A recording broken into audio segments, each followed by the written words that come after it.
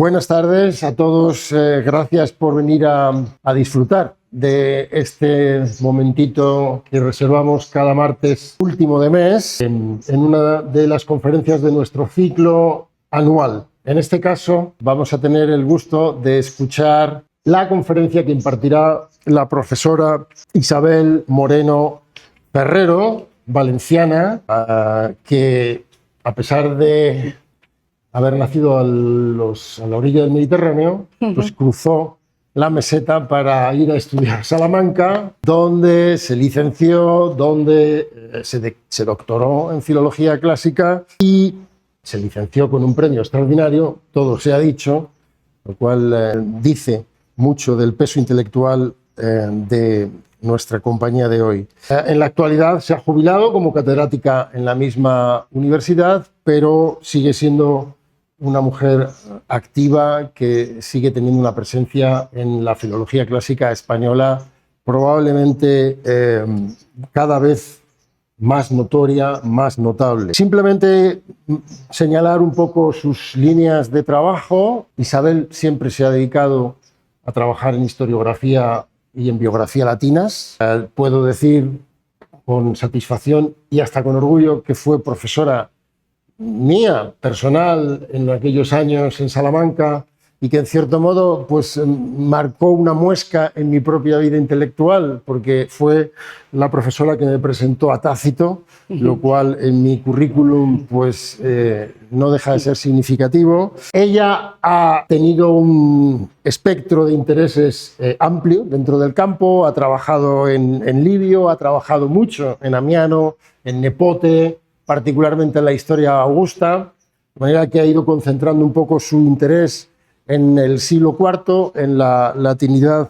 Y dentro de ese espectro de intereses hay uno que destaca también y que a nosotros nos concierne particularmente, que son aspectos retóricos conectados con la historiografía, aspectos que incluyen pues, temas que a mí me parecen tan interesantes como la caracterización, el retrato, por ejemplo, y después algunos aspectos que normalmente suelen ser descuidados o poco atendidos, como la actio, que forma parte de su espectro de intereses, la gestualidad, la escenificación. Iba a leer simplemente a título de ilustración algunos de sus temas, para que todo el mundo pueda entender qué tipo de intereses ha seguido. Por ejemplo, actio y alocuciones imperiales en las res gestae de Amiano es una de sus publicaciones. Por ejemplo, Breuitas en los breviarios históricos latinos es otro de sus temas retóricos. Fortuna, divinidad, emoción y actio en las elecciones imperiales de las res gestae.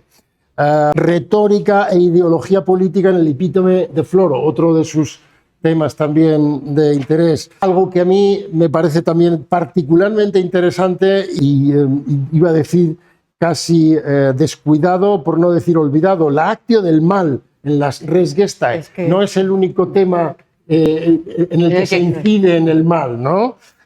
Por ejemplo, tiene otro que también está en la misma línea, que insinúa un lado casi desconocido en Isabel Moreno, los 7 pecados capitales está todavía en la historiografía latina. Tiene, por lo tanto, una amplísima, la actio en la historiografía latina de época imperial, en un proyecto de investigación. Es decir, es una mujer que tiene mucho que contarnos porque es una profunda conocedora de la historiografía latina y dentro de ella de aspectos retóricos que normalmente no son atendidos como deben serlo. Así es que yo te agradezco, Isabel, que hayas venido, a pesar de todos los pesares, hasta Madrid, a ofrecernos tu charla y te cedo la palabra y paso a sentarme ante el público. Muchas gracias. Para mí es un absoluto placer. Estoy muy agradecida a la sociedad por haber tenido la amabilidad de contar conmigo. De verdad que me siento, por una parte, feliz y por otra, espantada. Así que, bueno, pues vamos a ver si soy capaz de organizar algo dentro del caos perfecto de fuera de las bambalinas. Quiero decir que mientras todo esto está en frío, es perfecto. Cuando se empieza aquí a hablar, ya el caos aparece. Así que, repito, gracias a la sociedad por haber tenido la amabilidad de contar conmigo.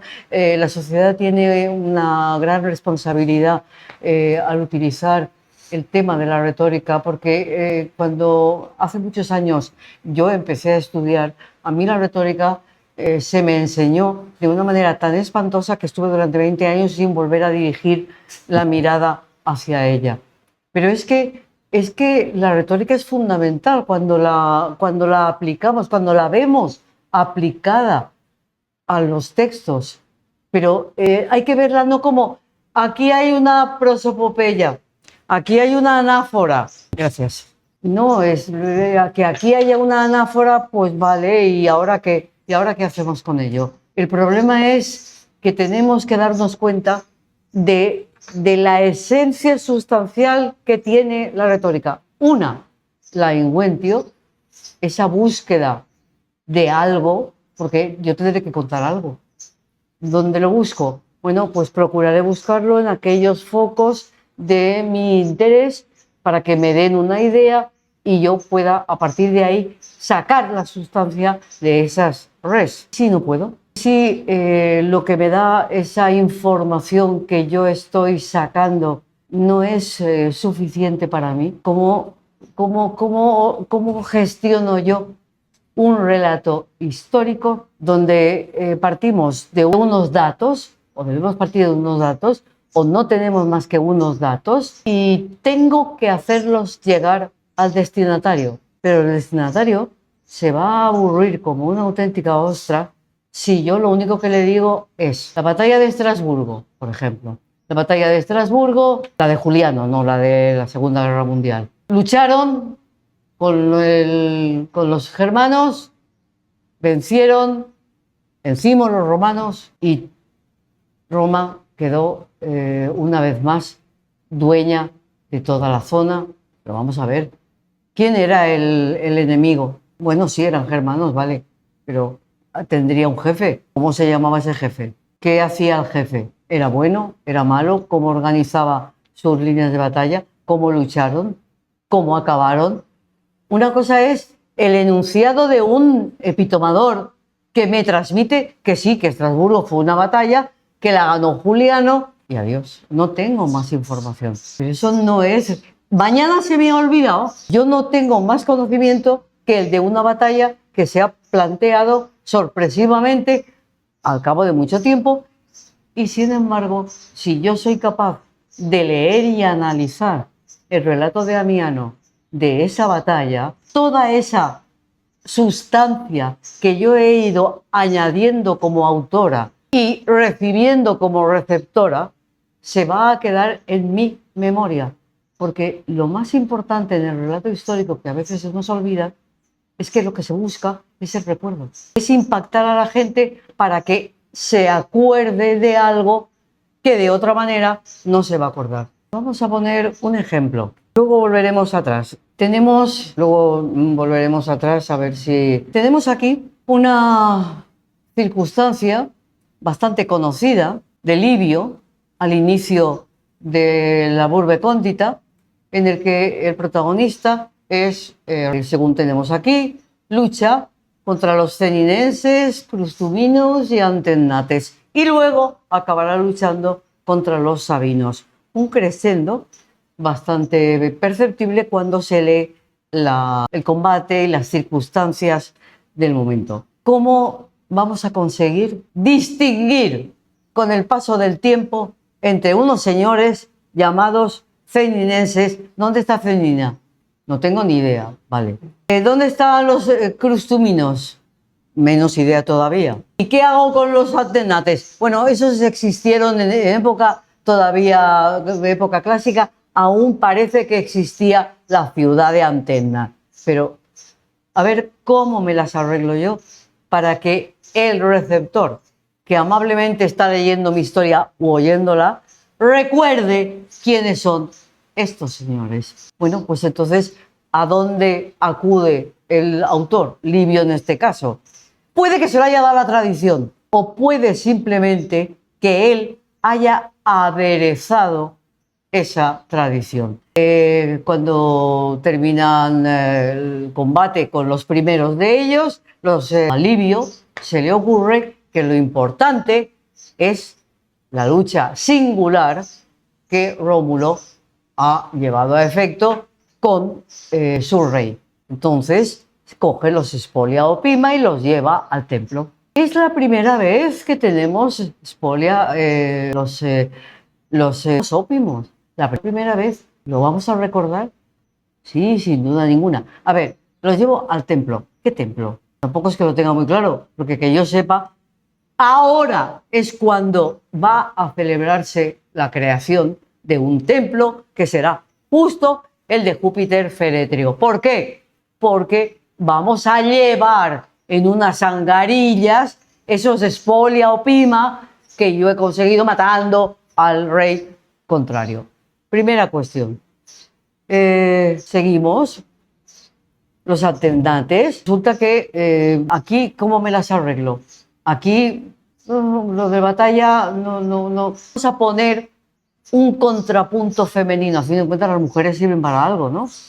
Pues aquí tenemos una presencia femenina con Ercilia, que es la esposa de Rómulo, como todo el mundo sabe, menos yo, porque evidentemente no lo sabemos, porque no nos lo han dicho, nos lo dicen ahora, que aprovechando el buen humor del rey por el éxito obtenido, los convence para que perdone a los padres de las raptadas. ¿Vale? Segunda confrontación, yo lo voy a recordar gracias a Ercilia y a las Sabinas salvadas. Tercera confrontación, el caso de los Crustuminios. Aquí ya no hay confrontación, aquí simplemente los pobres se dan por vencidos y ya está. Y luego levantaré el de Júpiter Stat, otro segundo templo, porque hay que quedarse aquí. Rómulo dice que hay que quedarse a pie firme, manteniendo la posición. Es decir, el Naiguentio, prescindiendo de la realidad o no realidad del evento, lo que se busca es intentar recordar algo. Y para eso se acude a la retórica. La retórica tiene un componente, evidentemente, eso lo admiten los manuales de retórica, que definen con facilidad el Naiguentio, que aplicado a la causa supone el desarrollo de la res, todo esto, bien. Llegan en su derivación a los elementos fantasiosos. Y eso es lo que nos da pie para pasarnos al bando contrario. Una cosa es la Naiguentio, el encontrar un elemento que permita mantener la memoria histórica, pero muy distinta, la parte más fantasiosa de los eventos, donde realmente lo que ahí se recoge ya es una adición. Por ejemplo, vamos a volver atrás un momento. Observemos, por favor, en la parte izquierda de la columna tenemos una síntesis de las características del relato histórico en Roma. El pragmatismo utilitarista es para algo, por algo. La noción realista son poco fantasiosos. Llegaremos a un punto, o no llegaremos, pero bueno, lo anoto en este caso. Livio, cuando Marcio, el aura divina en forma de lengua de fuego sobre su cabeza, igual que Pentecostés, solo que esto es en Roma, no son los 12 apóstoles. Cuando esto sucede, Livio tiene mucho cuidado en no terminar su relato con ese elemento fantasioso, porque Livio no es tonto. A él le puede gustar que la gente recuerde ese detalle, pero eso es fantasía. Él sabe que es invención, producción. Lo último que se recoge en el relato de Marcio, en esa arenga donde aparece la lengua de fuego sobre su cabeza, lo último que aparece en el relato de Livio es justamente la parte más real de la historia, como fue el escudo que estaba en el templo y que se podía ver. El escudo era la prueba fehaciente, la prueba física de lo que había ocurrido, la gesta que Marcio había llevado a cabo. No la lengua de fuego. La lengua de fuego es una maravilla, vale, estupendo. Pero puede ser que eso se ha inventado. Livio conoce bien la parte más realista. Decía yo, pragmatismo utilitarista, el realismo, el eclecticismo. La historia es un producto que el autor entresaca organizando una selección de datos que resumen y se aplican a una situación determinada, repito, para que se pueda recordar, muy formalista, sencilla, sobria, Tácito. Cuidado, Amiano es mucho más barroco, como veremos después, demasiado barroco para muchas cosas.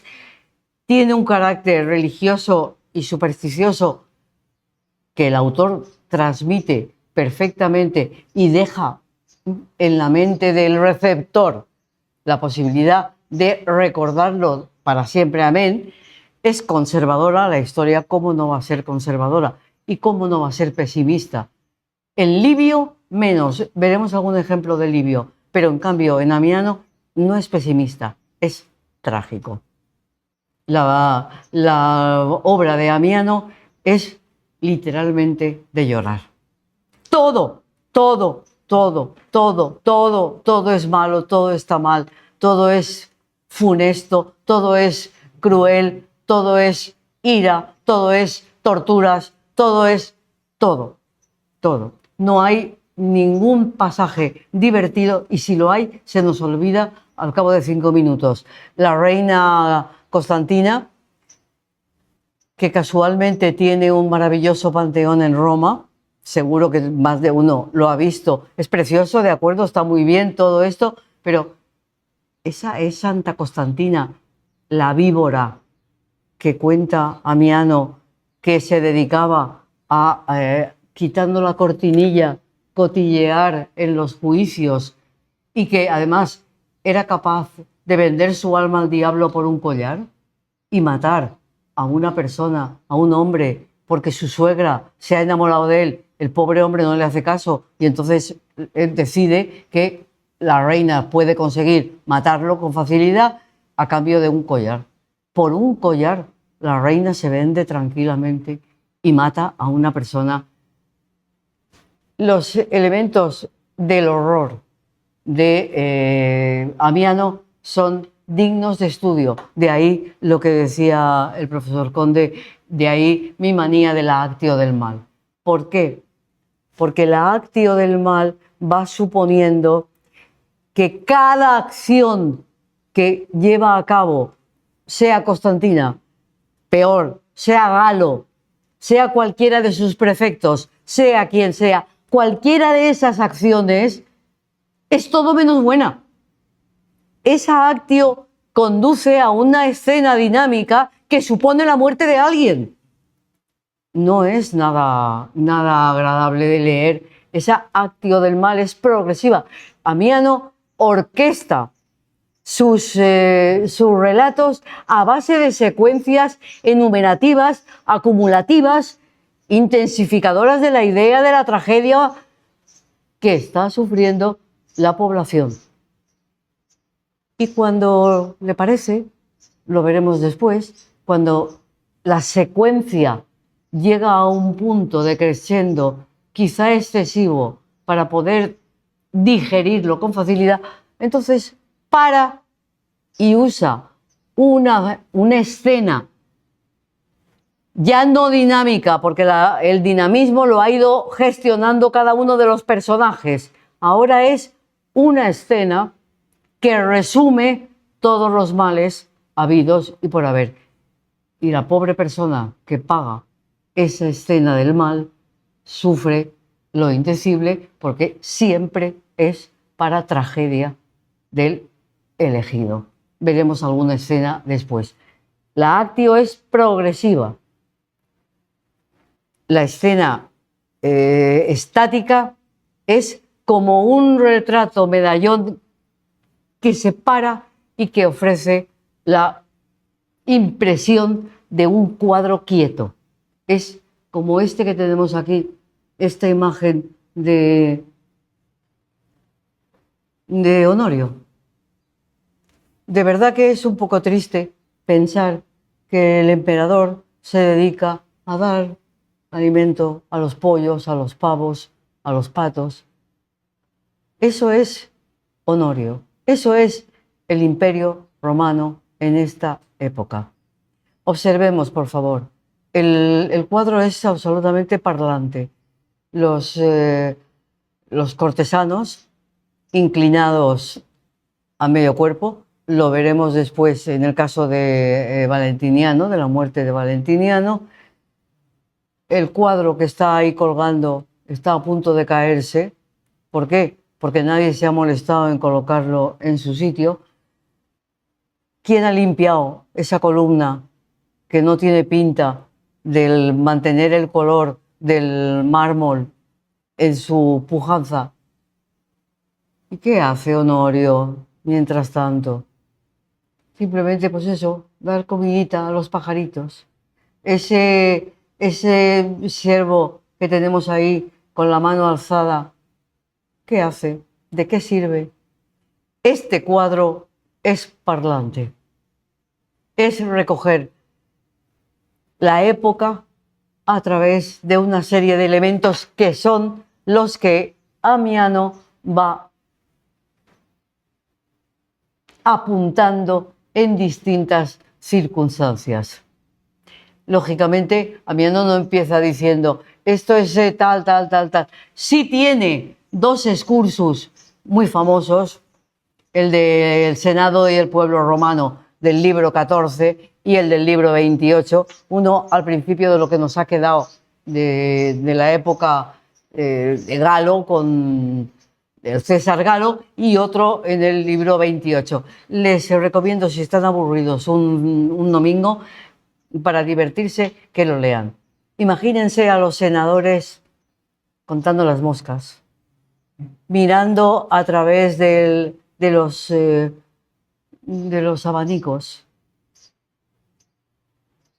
como la reina Constantina mirando a través de la cortinilla.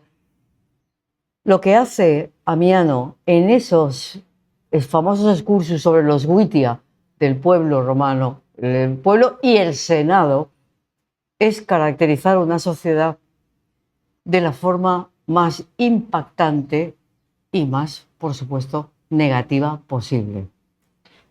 Los banquetes, las vestiduras, las reuniones y los dos excursus están colocados en dos lugares. Aquí no es la inventio lo que domina, aquí es la dispositio, porque la ubicación de esos excursus.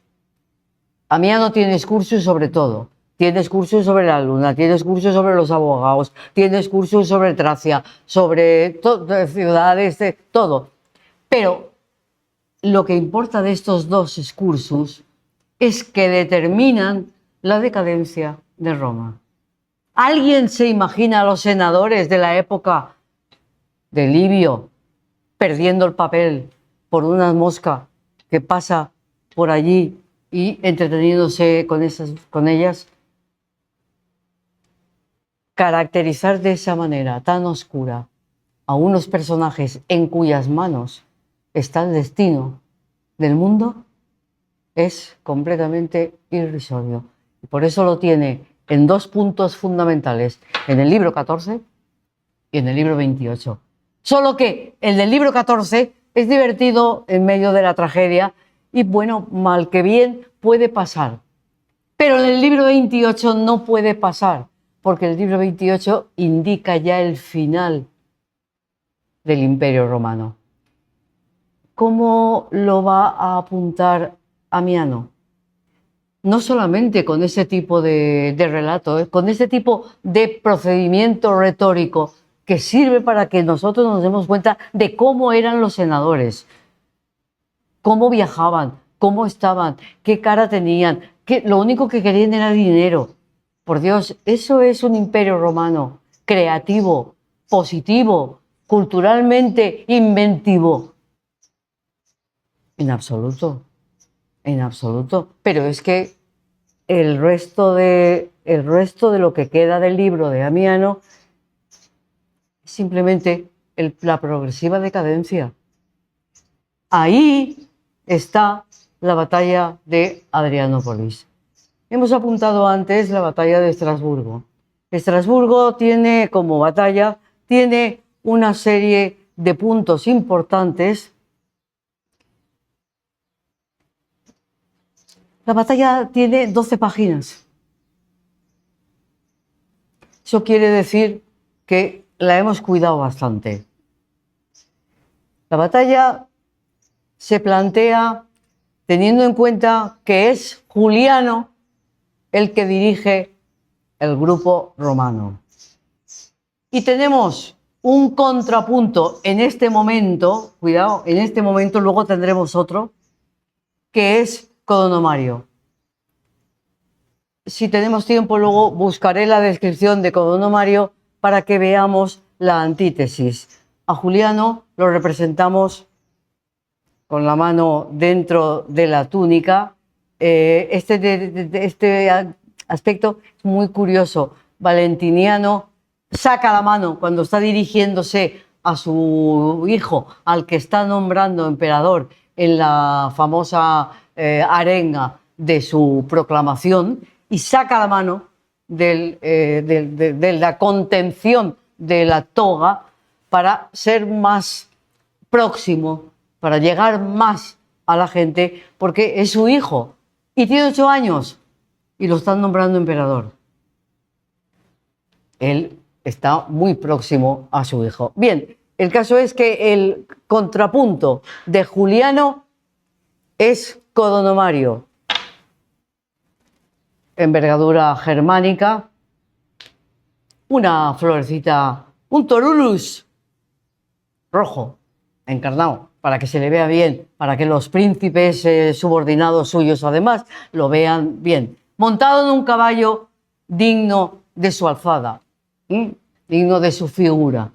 Un personaje que evidentemente acabará perdiendo ante Juliano, pero que ha tenido un punto de valor cuando sus hombres se han enfadado porque Juliano iba a pie y luchaba con sus hombres. En cambio, los príncipes germanos seguían en los caballos y no compartían los problemas de la infantería como sí hacían los romanos. Estrasburgo tiene la ventaja de que es un contraste completo, interno y externo. De momento es una batalla positiva que gana Juliano y que gana Roma. Contrapongámosla a Adrianópolis, que es un desastre. Es un desastre, no, es el hundimiento, es el símbolo del hundimiento de Roma.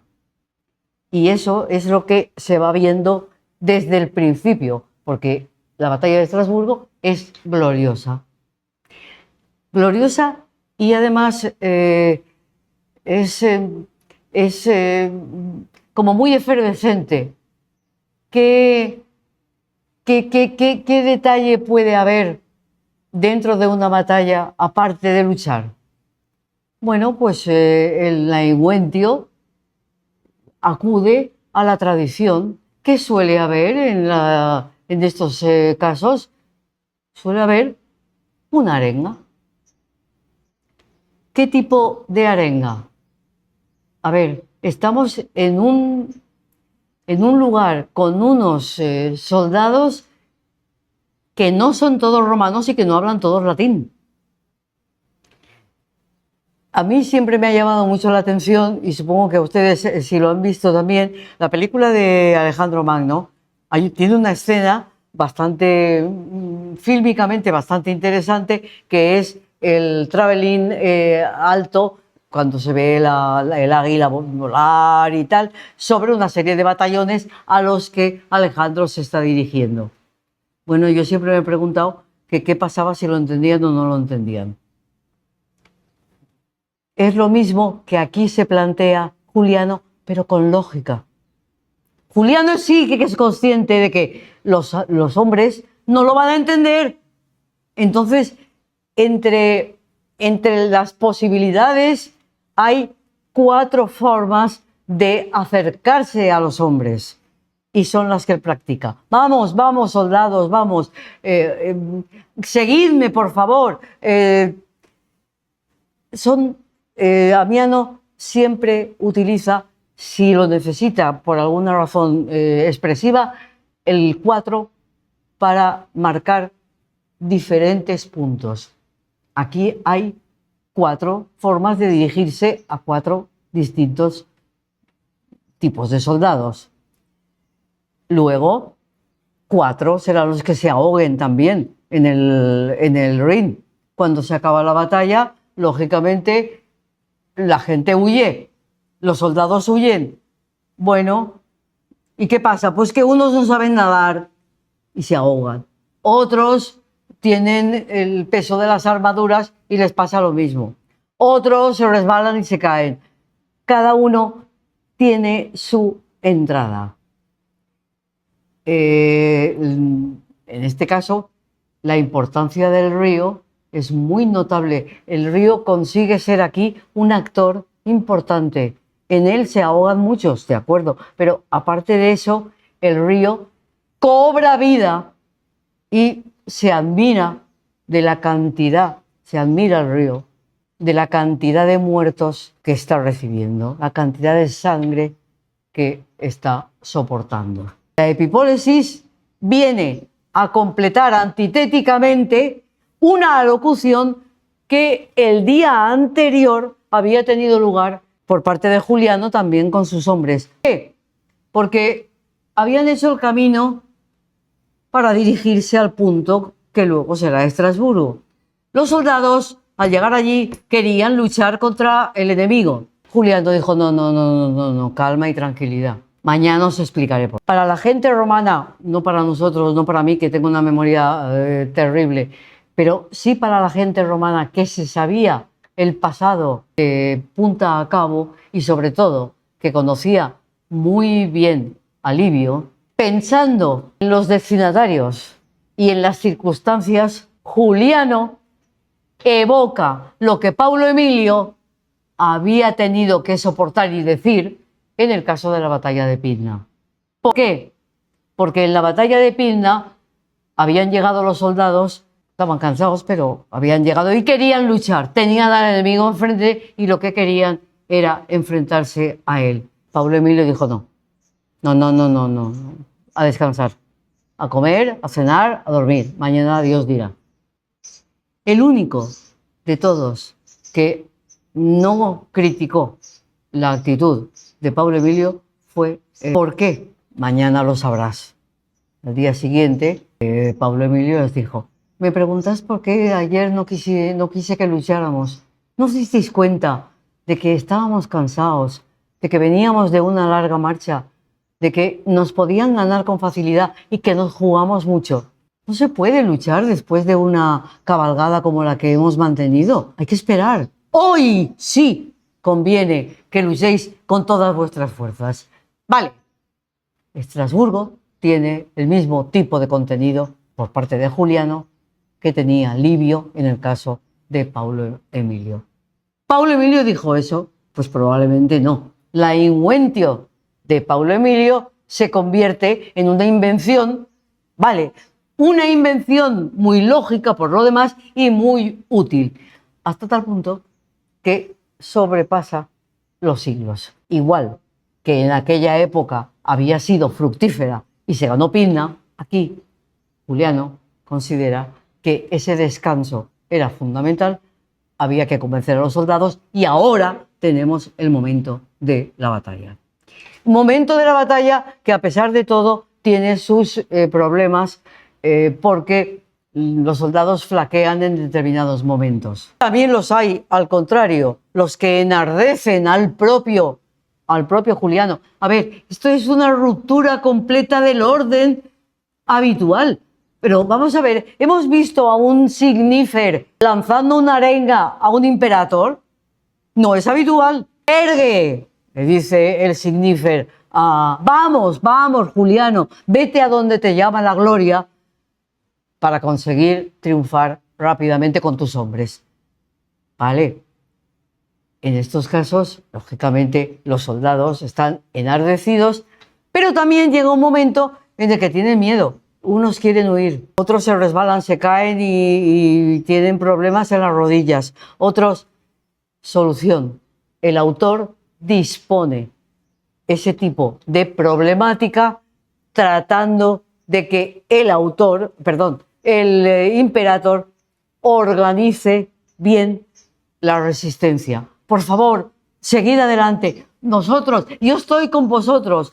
Esperadme a mí. Tenemos que ganar.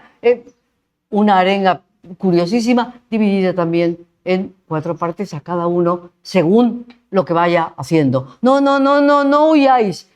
Eso pasa por ser característica de Juliano, el ponerse delante, el detener a los soldados. Completamente antitético de lo que pasará con Valente en Adrianópolis. En Adrianópolis hay 2 muertes de Valente. Vamos a pasar al bloque de muertes. Ahora terminaré con Estrasburgo. Es que las muertes son fundamentales. Valente, no se sabe cómo, murió.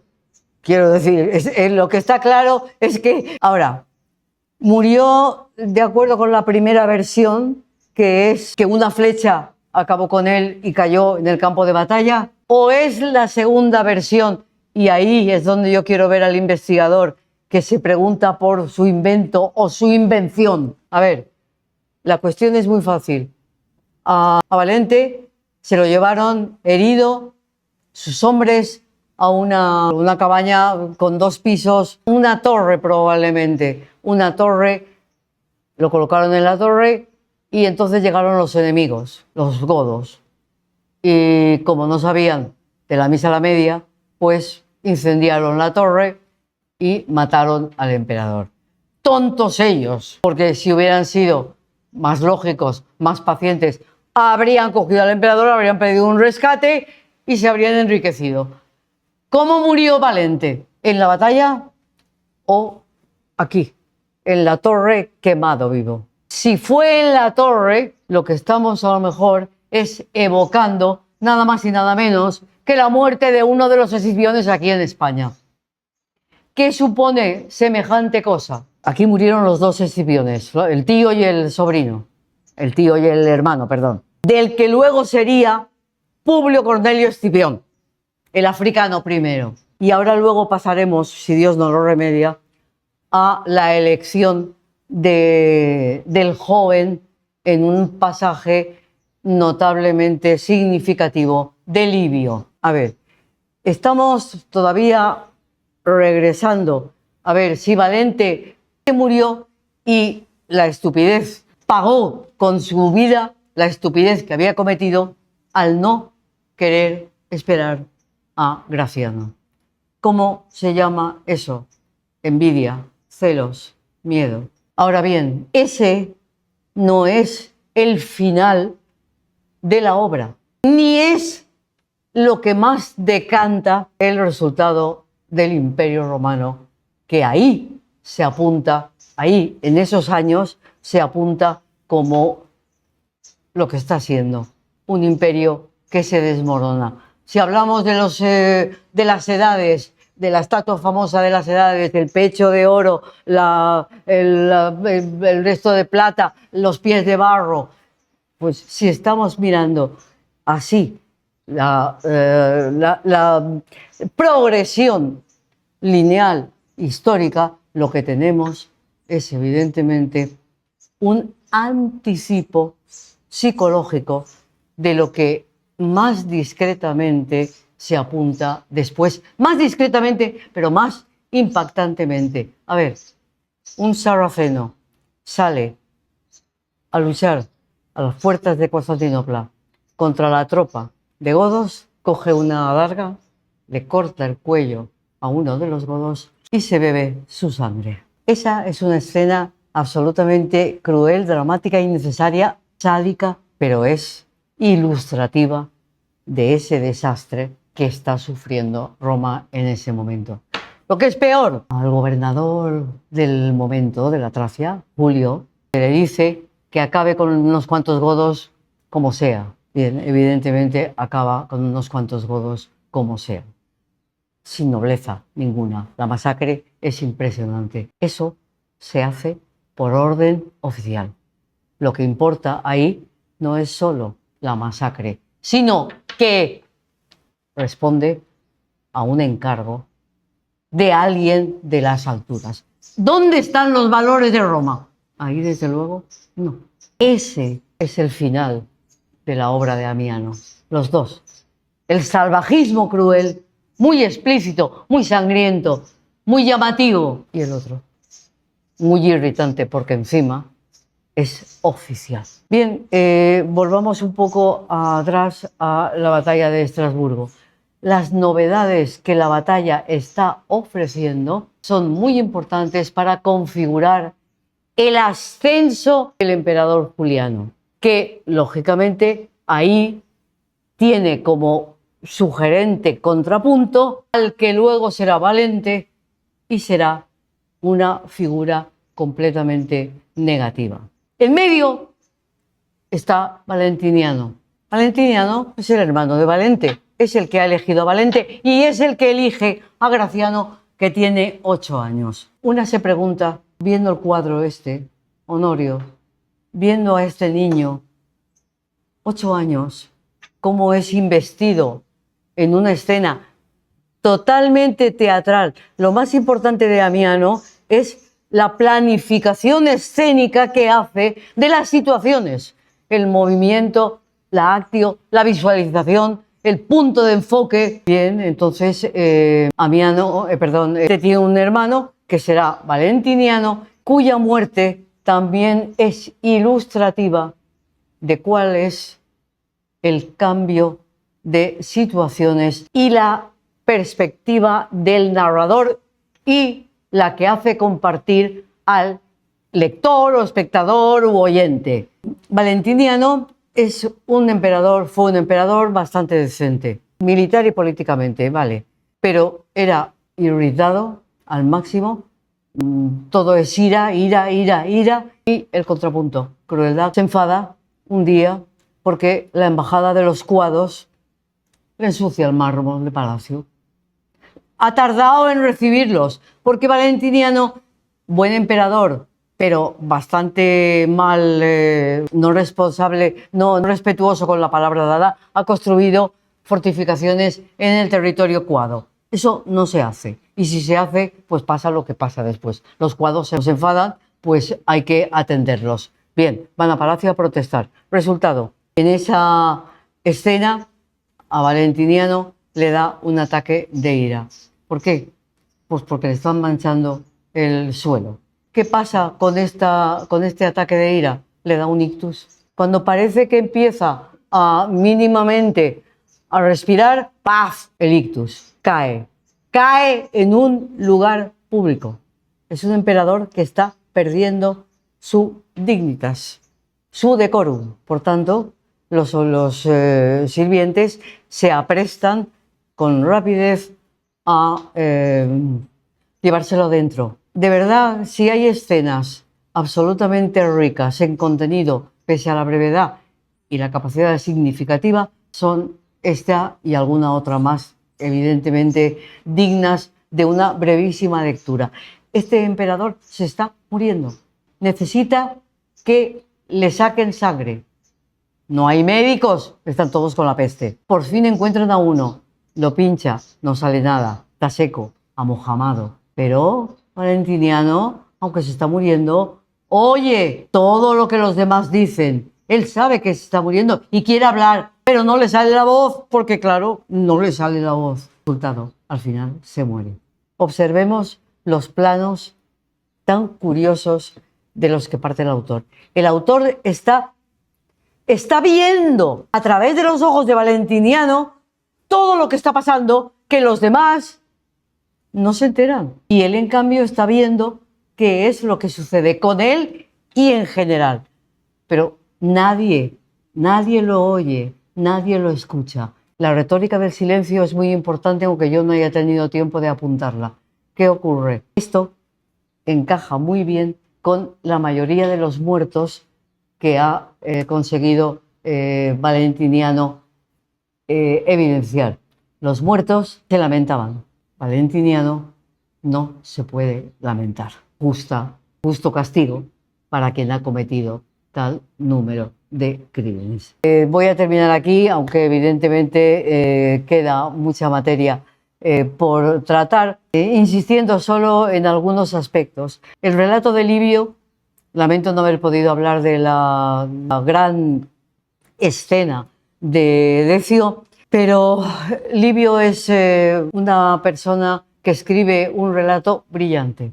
Es un panegírico de Roma, de acuerdo, pero es una visión, la del autor, que focaliza siempre las escenas, aunque sean de muerte, en cosas positivas para el imperio, para Roma en general, y para los hombres que hicieron su grandeza. Amiano es justamente lo contrario. Es oscuro, barroco, sinuoso. Evidentemente, su Inguentio, la que encuentra es una, pero la que él inventa, adicionalmente, es mucho más intensificadora de una situación funesta.